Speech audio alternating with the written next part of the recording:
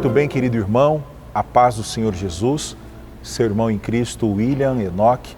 Quero agradecer a Deus pela sua vida, todos os dias que você nos acompanha, está conosco através desse espaço, desse canal. Somos a Igreja Assembleia de Deus, Ministério Belém, Campo de Presidente Prudente. A nossa igreja é presidida pelo pastor Samuel Padilha de Siqueira e todos juntos aqui estamos dando boas-vindas a você e agradecendo o teu carinho, a tua audiência e pedindo também neste momento, continue compartilhando, deixe sempre o seu like e o seu comentário é muito bem-vindo. Isso faz com que esse canal alcance outras pessoas e o nosso maior objetivo é levar a mensagem da Palavra de Deus. Então, mais uma vez, o nosso muito obrigado, que Deus abençoe a sua vida em nome de Jesus. Hoje vamos estudar a nossa 8ª lição, o bom pastor e os pastores infiéis. O texto áureo, João capítulo 10, versículo 11, e diz o texto: eu sou o bom pastor, e o bom pastor dá a sua vida pelas ovelhas. A verdade prática explica que as Escrituras, elas revelam Deus como o pastor do seu povo, mas isso se aplica também aos líderes eclesiásticos. Deus dá bons pastores ao seu povo e também é o Deus que é capaz de remover os maus ou os pastores infiéis. Parece um paradoxo, não é verdade?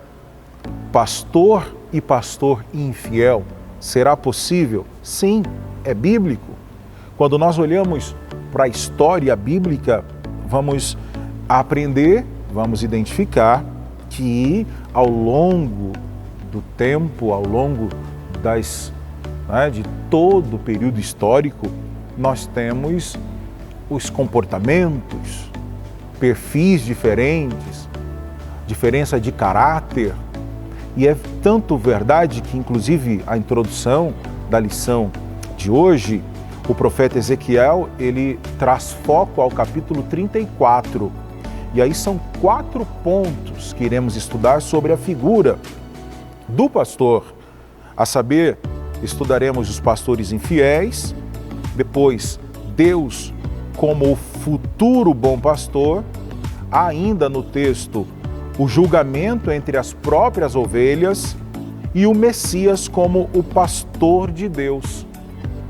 Mas especificamente nessa lição, até por causa do tempo, do limite, essa lição ela se aplica em estudar os pastores infiéis e as qualidades ou como é o perfil do bom pastor. Nós estamos em um tempo muito diferente, onde a figura de pastor, para muita gente, se tornou algo muito simples. E louvo a Deus pela nossa igreja, que tem uma tradição de respeitar a autoridade espiritual.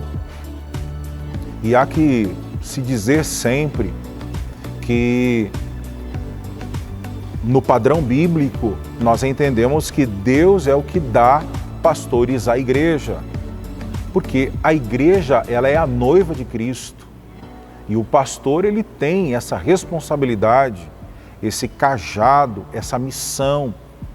Tanto é verdade, também é fato que é uma missão muito árdua. Aqueles que escolhem de repente ou acham que as benesses do ministério, de repente alguém julga ser extraordinário, ser interessante, aquele que senta no altar, aquele que se dirige ao púlpito para falar com a igreja. Existem pessoas que julgam ser essa uma atividade de reconhecimento, Muitos, infelizmente, enveredam pelo caminho do próprio orgulho pessoal, quando, na verdade, o ofício, a missão, o chamado, ele é muito maior do que tudo isso. ele é muito mais relevante por essa questão meramente social ou de relacionamento. É uma missão de fato, é um sacrifício a Deus, é de fato um sacerdócio. Então esse bom pastor que iremos estudar hoje, é Jesus dizendo, eu, Jesus, sou o bom pastor. E depois ele retoma dizendo, o bom pastor, ele dá.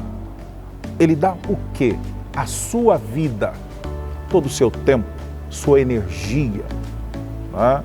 Todo o seu esforço. Ele dá a sua vida pelas ovelhas.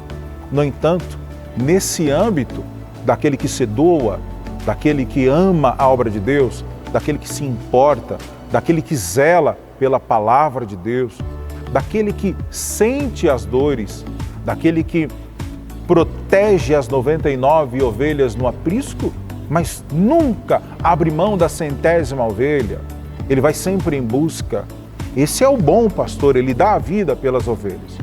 No entanto, querido irmão, querida irmã, existem aqueles que decidem por um caminho totalmente oposto, totalmente opositor a esse ofício que é lindo, respeitável, admirável, e acabam entrando por um caminho que a Bíblia reprova. É tudo isso e muito mais que você vai aprender na lição de hoje. Estudaremos então sobre o rebanho, estudaremos sobre os pastores infiéis, vamos aprender então um pouco mais sobre o bom pastor, como é então a atuação de Jesus como nosso bom pastor, e encerraremos como o pastor cristão, como que é a vida daquele que se arrisca pelas suas ovelhas. Esperamos que você seja edificado pela palavra de Deus e você segue agora com nosso amigo, nosso irmão, pastor Diego Fonseca. Queridos irmãos, a paz do Senhor Jesus, que alegria estar com você. Obrigado, pastor William, pela introdução. Prazer enorme podermos nos encontrar mais uma vez para esse diálogo semanal, onde a gente dá algum subsídio para a sua aula na EBD. Nós estamos na lição de número 8, uma lição muito importante que fala sobre o bom pastor e os pastores infiéis. Dá para ter uma noção do que a gente pretende dialogar quando se lê o material, a perspectiva autoral, a que pastor necessariamente o texto se refere. É legítimo que se faça recortes dos textos mais severos a esse respeito e explicitem esses textos na internet, num diálogo. Enfim, perceberemos se isso é relevante, se isso é positivo, legítimo ou não, né? Veremos qual é o intuito da aula de hoje, quais são os alcances, e isso, inclusive, é apresentado na nossa introdução.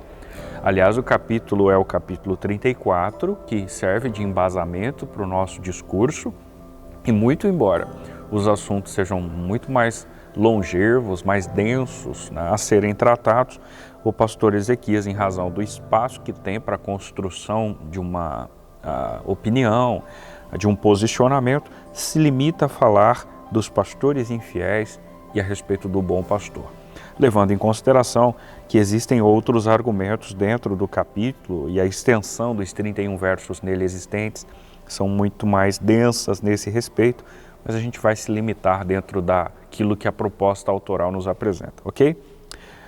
Pois bem, o primeiro assunto a ser argumentado com vocês é sobre o rebanho, né? E aqui nós temos alguns argumentos, digamos que de cunho histórico. O pastor Ezequias se preocupa, nesse primeiro momento, em levantar dados, né, daqueles especialmente que estão sendo citados no texto. É lúcido, inclusive, argumentar a vocês, e eu acredito que eu não terei nenhum tipo de argumento contraditório a essa altura, que o pastor Ezequiel, na sua literatura, se utiliza de inúmeras linguagens metafóricas, né? Inúmeros argumentos nos quais há uma figura de linguagem. Isso é explícito durante todo o livro profético. Sobretudo, nesse capítulo 34, nós temos uma linguagem metafórica que elucida com especificidade a ideia de uma profissão. você percebe que ele coloca em cena as figuras de um pastor ou de pastores e de ovelhas ou rebanho. Bem, como o tópico inicial fala sobre rebanho, é preciso, necessário identificar a ovelha no seu sentido literal. Isso o pastor Ezequias faz enquanto afirmação. Ele faz, inclusive, explicitando alguns textos que apresentam de maneira perfeita essa comparação, como a gente pode perceber no Salmo 23. O Senhor é o meu pastor e de nada tenho falta, deitar-me faz em verdes pastos, guia-me mansamente a águas tranquilas, refrigera a minha alma, guia-me pelas veredas da justiça por amor ao seu nome. Ainda que eu andasse pelo vale da sombra da morte, não temeria o mal, porque tu estás comigo, vara e cajado me consolam. Esses 4 primeiros versos do Salmo 23 elucidam a ação de uma ovelha. O verso 5 e 6 existe a manifestação explícita do que Davi se pretendia dizer.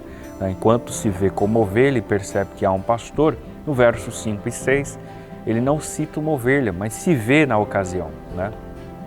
Prepara uma mesa na presença dos meus inimigos, unge a minha cabeça com óleo, o meu cálice transborda, e ele está certo de que a bondade e misericórdia acompanharão ele todos os dias até o fim de sua vida. Bem, isto posto, nós temos alguns argumentos, ou por que não dizer 4 argumentos apresentados aqui, a começar pela ovelha, ou ovelhas, né? Porque o termo está no plural.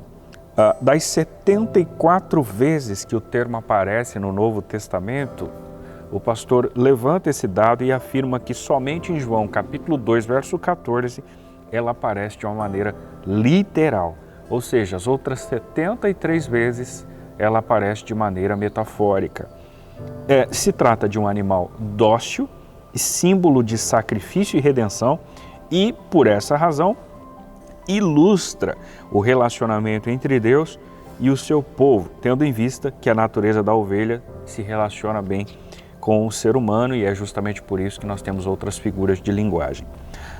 Essa lucidez no texto pode ser vista no texto que fiz menção, Salmo 23, Salmo 74, Salmo 100, verso 3, a gente consegue perceber essa relação do homem com Deus, podendo ser elucidada entre a ovelha e o seu pastor, né? Esses argumentos dos quais ele fez menção, naturalmente que ele fez alguns recortes, existem vários outros comportamentos elucidados por uma ovelha, nos quais nós poderíamos inclusive destacá-los aqui, e eles o são destacados no item 2. Porque se no primeiro momento ele se preocupa em falar das ovelhas, no segundo momento ele destaca a natureza dessas ovelhas. E ele vai dizer que elas, enquanto animais, são indefesas, sobretudo medrosas. Ele vai dizer que a ovelha, quando de costas, deitada de costas ou viradas com as costas e com as patas para cima, não consegue se levantar. Eu não sei se você sabia disso. E além de morrer depressa, ela se torna uma presa fácil para predador. Então, vai conseguindo ou inserindo dentro dessa apresentação do profeta, ou dentro dessa paráfrase construída pelo pastor Ezequias Soares, a inserção de nós enquanto cristãos, né? Porque se de 74 vezes no Novo Testamento que ela é apresentada, ou de grosso modo, 73 vezes é de maneira metafórica, entenda que ela nos representa de alguma forma. E nos representa, inclusive, no quesito fragilidade. E, inclusive, dentro desse aspecto da morte precoce e, sobretudo, da possibilidade de ser atingido por um predador. Bom, vai fazendo as suas inserções, né? Porque ao ler isso, a impressão que nós temos é que ela depende do socorro de um pastor, né? Somente o pastor, vai dizer o pastor Ezequias Soares, perdoe a redundância, poderia socorrê-la. E, sobretudo, isso é uma demonstração clara de que ela depende de uma supervisão diária, de cuidados, né? As ovelhas não cuidam de si mesmas, precisa de cuidados por causa dos predadores, de outros infortúnios, como a presença de insetos e parasitas, como o Salmo 23 fala a respeito, verso 5, 1 Samuel 17, verso 34 e 35, enfim, nós temos outros textos que dialogam dessa forma. Agora, fazendo aqui de alguma forma uma aplicação e nos apresentando enquanto ovelhas, perceba que o texto deixa muito claro, portanto, que nós dependemos desse cuidado, né? Precisamos ser assistidos de alguma forma, carecemos do socorro do pastor, do supremo pastor, que na ocasião se apresenta e se apresentará logo textualmente como nosso Cristo. Não conseguiríamos cuidar de nós mesmos, ou seja, nós não temos uma autoproteção, né, ou conseguimos viver a nosso bel prazer. Nós estamos em uma sombra, a sombra do Onipotente, e nela estamos protegidos. Nós somos conduzidos por uma vara, por um cajado, e por eles também somos protegidos. Por nós mesmos, enquanto ovelhas, seremos presa fácil para o predador. Bom, se eu sou a ovelha da história, o predador está claro quem é. Se a minha luta, segundo Paulo, escrevendo Efésios, capítulo 6, verso 12, não é contra carne e sangue, sim contra principado, potestade, príncipe das trevas e hostes espirituais da maldade que estão em lugares celestiais, está claro que o adversário não é humano, não é físico, não é tangível, não é palpável, mas está claro que é o diabo. E eu, não tendo o Supremo Pastor ao meu cuidado, eu sou presa fácil para esse predador, né? Bem, num terceiro momento ele destaca argumentos a respeito do rebanho, e ele vai dizer que o povo de Israel e a igreja são identificadas como esse rebanho. Num primeiro momento, porque Israel é escolhida por Deus, nós conhecemos toda a trajetória israelita, desde o Êxodo, né, a saída do Egito, o período de escravidão que lá viveram e posteriormente a peregrinação no deserto, rumo à terra que manava leite e mel, o estabelecimento naquela terra, o período de juízo, né, na coordenação de líderes e juízes, a inserção da monarquia, o contexto monárquico teocrático, né, tendo em vista que Deus se manifestava na condução do povo, enfim. Estes são alguns argumentos que podem ser explicitados com relação a Israel. E por isso há essa identificação de Israel com a proposta de rebanho apresentada por Ezequiel. Agora, num segundo momento, isso também se relaciona com a igreja, porque nós, enquanto igreja, somos o rebanho do Senhor.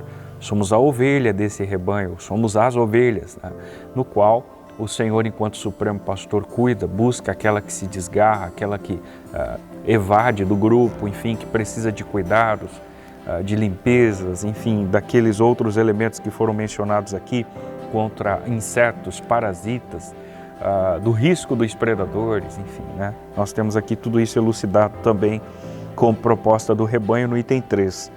E tudo isso, essa proposta do povo de Israel e da igreja enquanto sujeitos identificados como rebanho, se manifesta porque ambos desfrutam de um relacionamento pactual com Deus, tanto Israel quanto a igreja. E para fechar esse raciocínio, nós temos o argumento sobre os pastores, no item 4 do tópico inicial.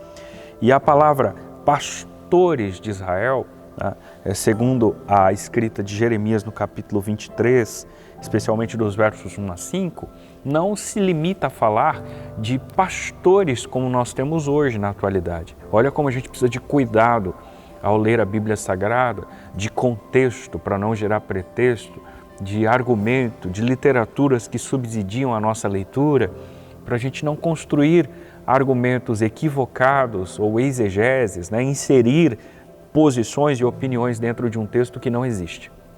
Os pastores aqui mencionados são governantes, né? Não se limita a uma figura eclesiástica apenas, tendo em vista que naquela altura, muito embora nós já tivéssemos de alguma forma um sistema monárquico, o regime não era democrático, o regime não era laico, né? O Estado não tinha laicidade, mas era teocrático, ou seja, um governante se relacionava tanto com as questões civis quanto religiosas, ele tinha esse potencial, esses assuntos lhe cabia, né? Era de sua competência, e nós, enquanto leitores, somos sabedores disso. É só você perceber dinastias, tanto no Reino do Norte e no Sul, depois da ruptura, ou antes da ruptura, dentro da governança de Saul, de Davi e de Salomão, que a gente vai conseguir ter essa percepção de uma responsabilidade civil paralelamente a uma responsabilidade religiosa. De modo que o argumento apresentado em Jeremias, dos versos 1 a 5, né, ou o próprio Ezequiel, não se limita a pastores propriamente dito, no termo explorado na atual conjuntura, na contemporaneidade, na nossa realidade contextual. Pelo contrário, o argumento severo que pode se ver nesses textos é contra estes governantes que, não obstante serem chamados de pastores, tinham esse papel de governância civil. E a gente consegue ter esses argumentos tanto bíblicos quanto extra-bíblicos, né? A gente tem a figura de Hammurabi, 18 séculos antes de Cristo, né? Ou seja, no século 18 antes de Cristo, aparece nas suas transcrições como pastor. A figura de Nabucodonosor é lida na Babilônia como um pastor. A figura do próprio Ciro, se você ler depois em sua casa Isaías 44, verso 28, também se apresenta como pastor. Davi, em 2 Samuel 5,2, recebe de Deus a responsabilidade de apacentar o povo. Então perceba que eu fiz menção a alguns nomes de liderança ao longo da trajetória, quer judeus ou não, e ambos levam a nomenclatura pastoral.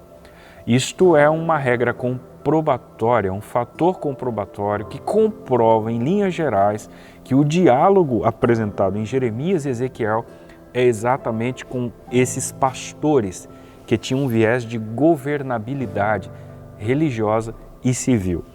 O pastor Ezequias faz um apontamento muito sensato. Ele vai dizer o seguinte: é importante entender essa diferença porque diversas vezes adeptos de grupos religiosos usam determinadas passagens isoladas da Bíblia para atacar a nossa liderança, né? E desqualificar de alguma forma a nossa doutrina e os nossos pastores. Seja cuidadoso. Aliás, a gente vai discutir um pouquinho mais sobre isso nos tópicos seguintes, mas dando uma espécie de spoiler, tenha muito cuidado quando você fizer qualquer argumento a respeito de alguma figura pastoral. Primeiro, você talvez não tenha noção da responsabilidade que recai sobre ele. Segundo, você talvez esteja agindo de maneira equivocada, porque os argumentos que você está se embasando não têm esse sentido propriamente dito. Então reveja conceitos, reflita e ore, porque essa é a nossa responsabilidade bíblica. Muito bem, meus irmãos, os pastores infiéis. A lição aborda que o profeta Ezequiel, ele faz uma comparação com os líderes de Israel aos pastores. Pode-se dizer que o tema dessa lição é provavelmente o mais familiar do livro de Ezequiel, por causa dessa linguagem muito direta, essa linguagem pastoril. E o pastor de ovelhas, ele tem uma função, e é natural que ele seja o responsável pela alimentação, pela proteção, por guiar essas ovelhas, por proteger esse rebanho. E isso traz uma alusão também ao ofício do líder de uma nação. Ocorre que muitos líderes em Israel fizeram isso com muita propriedade, foram peritos, foram detalhistas nessa dedicação, nessa responsabilidade, assim como Davi. Mas a parábola da ovelha perdida revela que esse dever do pastor, ele nunca pode ser abandonado. Moisés e Davi foram pastores de ovelhas no sentido estrito da palavra. Porém, os líderes de Israel, os contemporâneos de Ezequiel, se desviaram das suas funções. Eis aí um grande risco de julgar que o papel do pastor é qualquer coisa que desassocie dessa ideia prevista no texto sagrado, que é de proteger, que é de levar um alimento saudável, que é de orientar e não se envolver em um caminho de infidelidade. Os governantes, por exemplo, o que é que eles faziam? Uma das atitudes que é muito clara no texto e também muito nociva e serve de um alerta para todos nós, é que eles preferiam cuidar de si mesmos. E vem o texto: ai dos pastores de Israel que apacentam a si mesmos. Essa era uma denúncia contra as autoridades civis e religiosas de Jerusalém, que empregavam todo o esforço em benefício próprio. Eles deixavam de lado a função pela qual foram constituídos, que era a função de proteger, de prover o povo, de dar condições para o bem-estar espiritual, o bem-estar econômico, para trabalhar as questões de cidadania. E aí o profeta apresenta pelo menos 3 práticas reprováveis, deploráveis deles, em uma linguagem que ele usa até uma metáfora para explicar. E aí ele é enfático a dizer: comeis a gordura, vestis da lã, vocês têm coragem de degolar o cevado, mas não tomam a atitude exigida por esse sacerdócio, esse ministério, esse ofício, que é a postura de apacentar as ovelhas, que é de levar a pastos verdejantes. Então, para designar a exploração e o abuso dessa autoridade, ele explica, Ezequiel vem com uma proposta de confrontar tais comportamentos. E aí, eles não cuidavam do povo. Esses pastores, de maneira nenhuma, se esforçavam para suprir as necessidades, mas eles escolheram cuidar de si mesmos. Eles só se preocupavam com o seu bem-estar. Eles estavam vinculados a um pseudo-ofício pastoril. Isso é muito nocivo. Os governantes não faziam também e não cumpriam de uma forma íntegra aquilo que era determinado para que fizessem. Eles não cuidavam das ovelhas, as ovelhas estavam fracas, estavam doentes, quebradas, estavam desgarradas, perdidas, e elas precisavam de cuidados especiais. Mas a realidade era diferente. A fraca não fortalecestes, a doente não curastes, a ovelha quebrada não ligastes, a ovelha desgarrada não tornastes a trazer, e a ovelha perdida não buscastes. Mas olha a audácia desses líderes, desses governantes. A Bíblia revela isso. Mas sobre eles, ou sobre elas, com rigor e dureza, vocês buscaram dominar. Também uma linguagem metafórica e revela o estado de miséria da população de Jerusalém. E é essa situação que nos leva também a uma reflexão sobre a atual conjuntura, a atual situação do nosso país, que todos vocês sabem não é uma situação confortável. Nós todos devemos urgentemente permanecer em oração pela nossa nação brasileira, pelas autoridades constituídas por Deus, porque é bíblico. Nós oramos pelas autoridades para que tenhamos uma vida quieta, sossegada, para que tenhamos paz em Cristo. As ovelhas dispersas, o que a Bíblia trata sobre isso?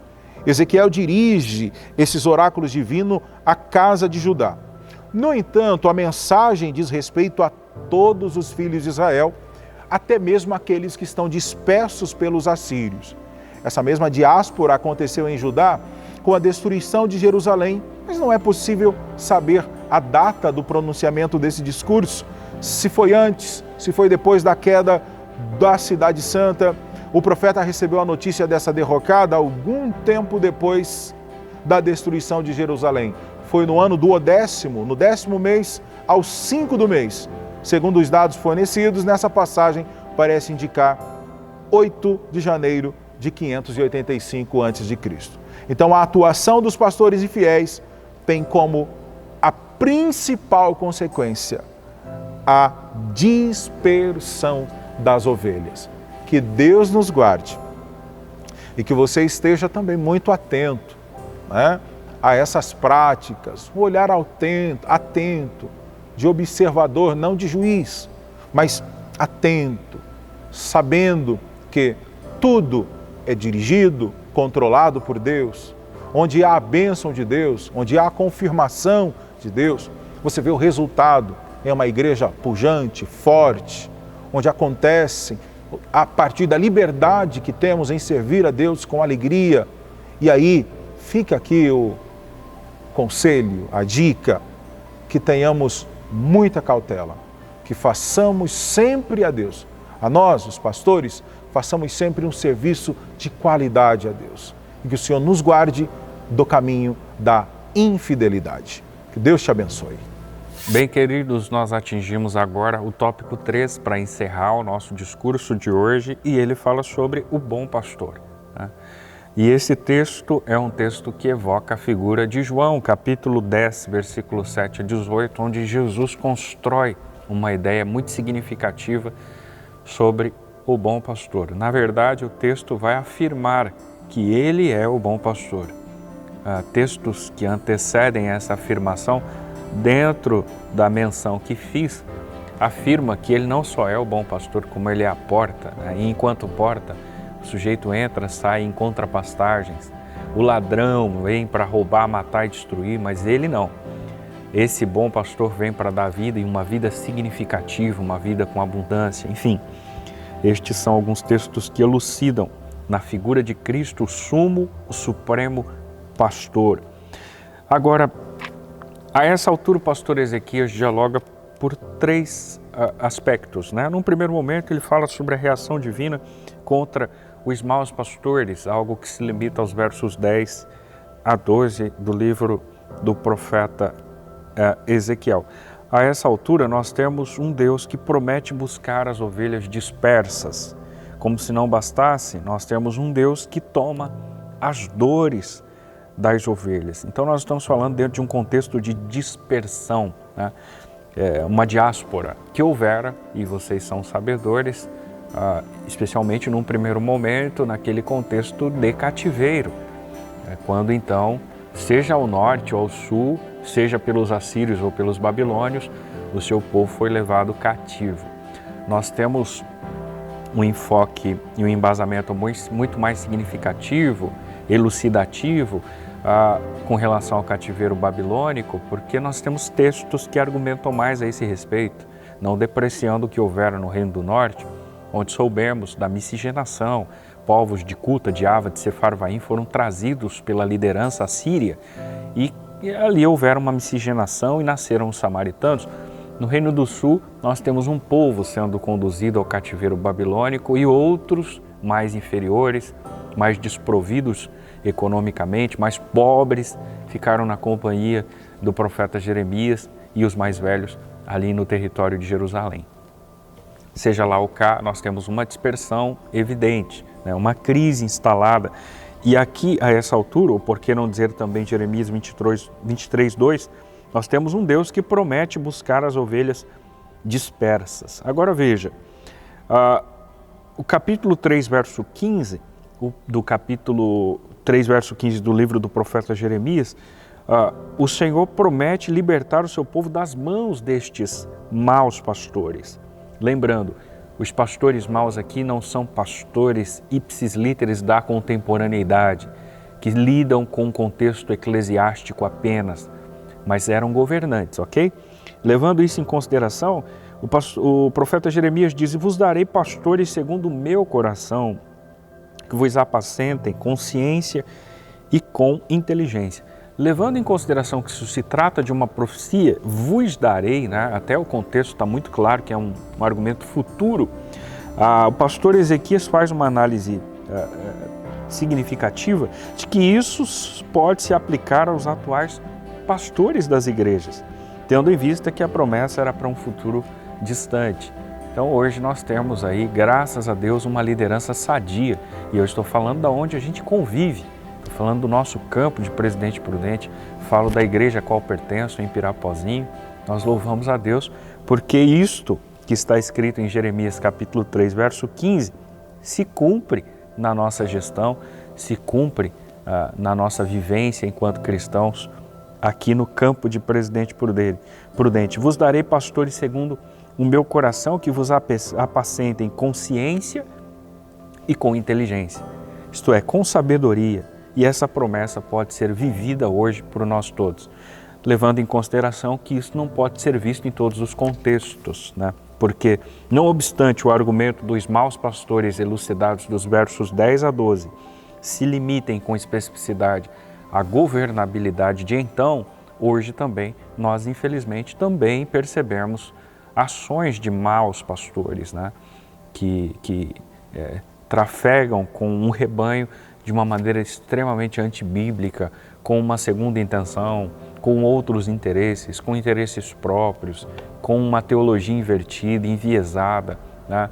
Com uma teologia liberal, neoliberal, né? Com extremamente influência da teologia da prosperidade, com argumentos antibíblicos, com permissividades, com outros diversos assuntos dos quais tornam estas figuras representantes dos então maus pastores, que não o fazem por legitimidade, por exercício do papel, da escolha, do chamado, né? Pelo amor à obra de Deus, pelo reino de Deus, pelo crescimento do reino, para a glorificação do próprio Deus, enfim. Isso também pode ser visível nos dias de hoje.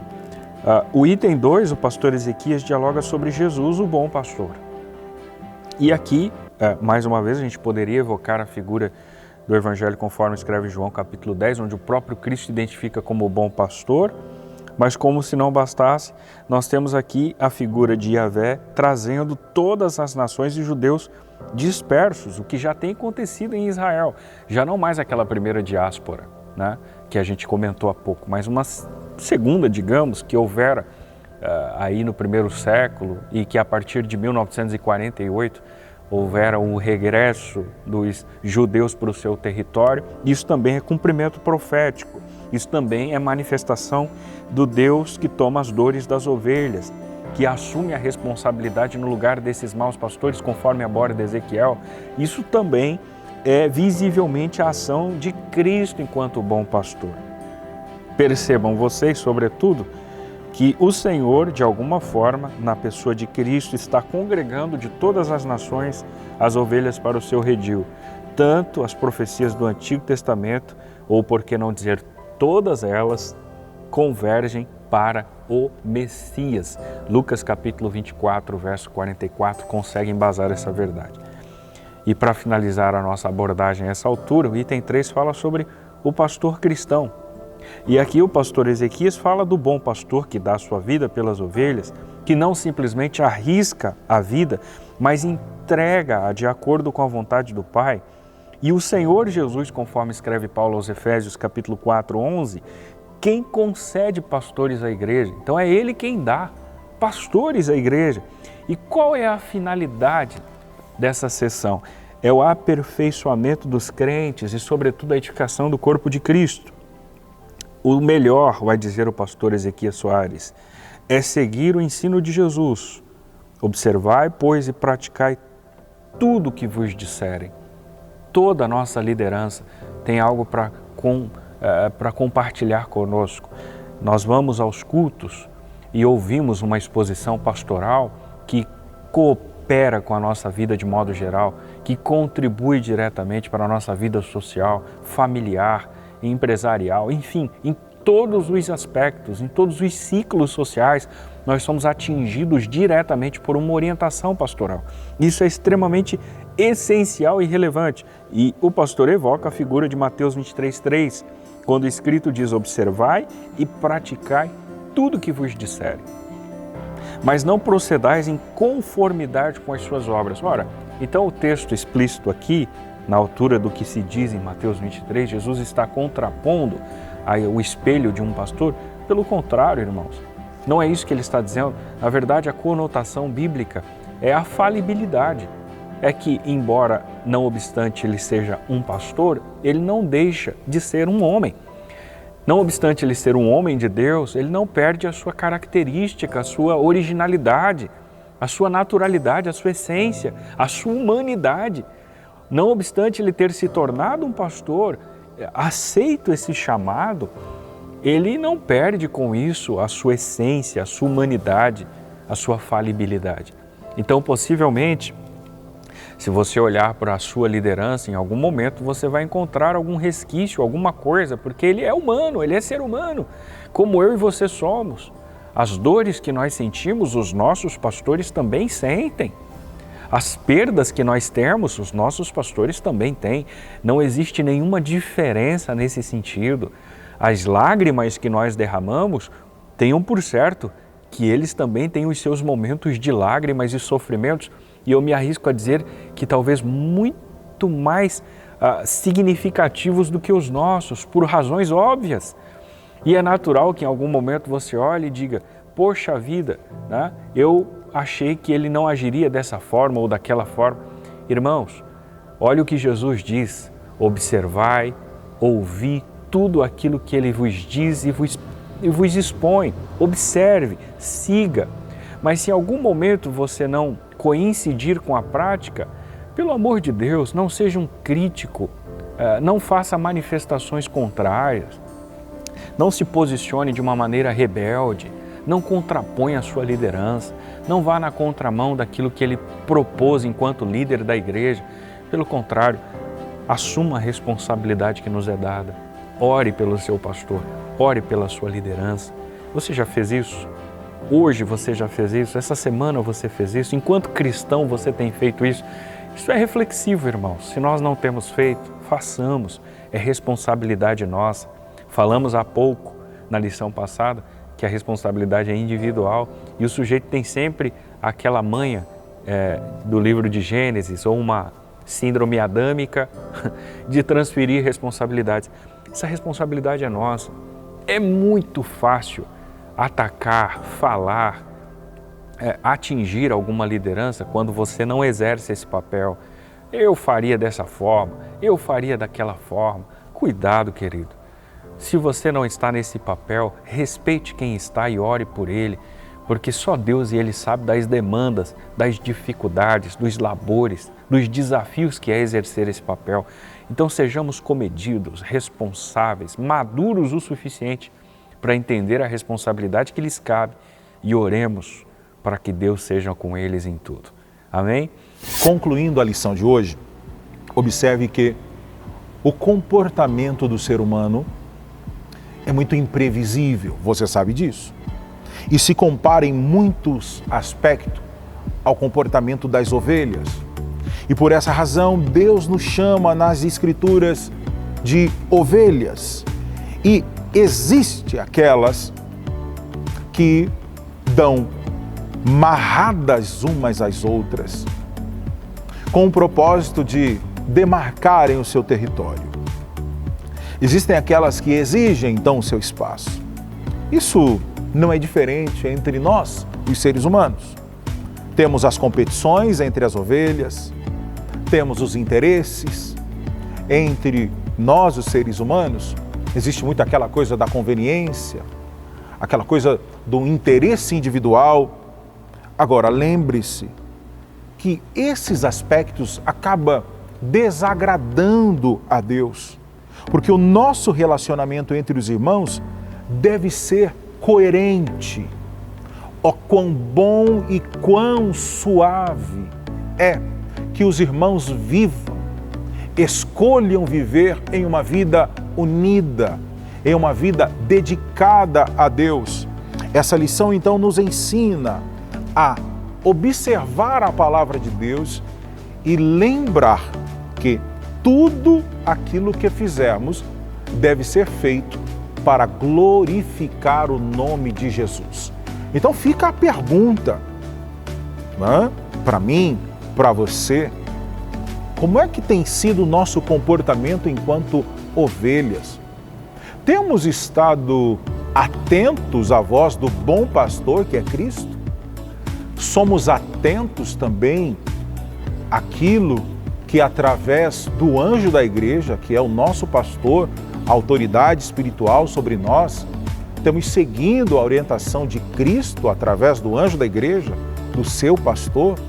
Como tem sido o nosso relacionamento com os irmãos, com o nosso pastor? Até porque você sabe que essa comunhão vertical, a comunhão com o nosso Deus, ela é resultado da comunhão aqui horizontal, a comunhão com os nossos irmãos, a comunhão com os nossos pastores, a comunhão com a nossa igreja.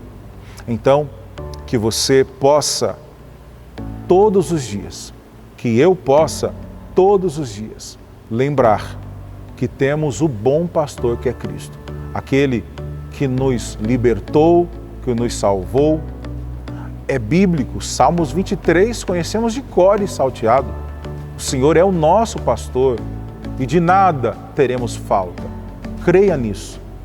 Mantenha uma vida de um relacionamento ativo, verdadeiro, que alcance resultados. E assim você desfrutará de uma comunhão permanente com a tua igreja, com a sua família, com o seu pastor e, consequentemente, uma comunhão com Deus. Que Deus te abençoe em nome de Jesus. Oremos, querido Deus, eterno e grandioso Pai.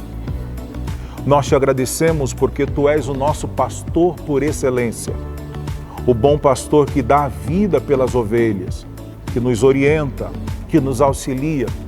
E nem sempre as nossas decisões, elas são certeiras, mas o cajado do bom pastor nos protege, nos livra dos vales, dos perigos, dos riscos, e somos orientados por Ti através da Sua palavra. Que possamos ser atenciosos, sensíveis à Tua voz e mantermos uma vida de comunhão com os nossos irmãos, com a nossa liderança, com os nossos pastores, uma comunhão contigo, e que possamos desfrutar de tudo aquilo que o Senhor prometeu e cremos que está à nossa disposição. Abençoe a cada um neste momento. É o nosso pedido e agradecimento em nome de Jesus. Amém. Deus te abençoe. A paz do Senhor Jesus.